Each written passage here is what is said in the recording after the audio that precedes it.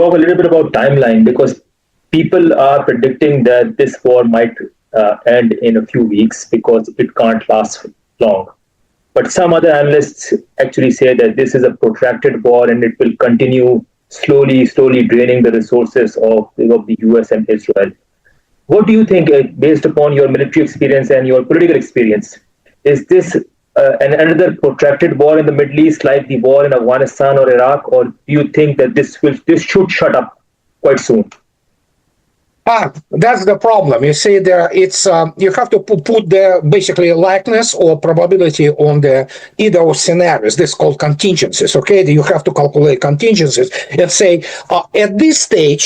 At this stage, I think it's going to be protracted in the sense that, Trump is a coward and he's completely controlled by Israel.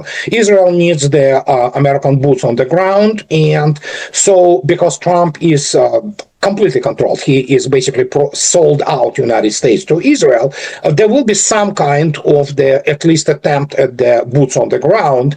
The problem, of course, that and there are people in Pentagon who understand this too. Hence, for example, he threw away. Pete Hegseth fired the chief of staff of U.S. Army. And again, Pete Hegseth, he is basically Christian Zionist. He's not Christian. He believes in all these fairy tales, from Scofield Bible. So they will try to put the boots on the ground. It's going to end up in the tragedy for the American boys and girls, GIs, and they will be killed.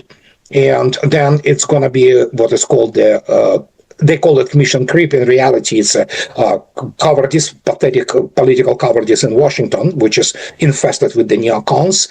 And at some point of time, it will have to come to some kind of the juncture that either American society wakes up, which is happening as we speak. There are all kinds of processes which lead to it.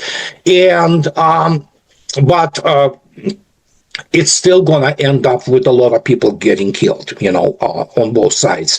And what's going to happen, I don't know. But Trump has to be removed now from power, and his administration essentially have to be completely removed because most of those people are nothing but the fanatical neocons or people so compromised and blackmailed for whatever, pedophilia, rape, whatever, the sexual deviancy, all kinds of the corruption. They are controlled by Mossad and Israel. So, Trump, if you can take a look at him now, he talks like a person, he needs to be in asylum.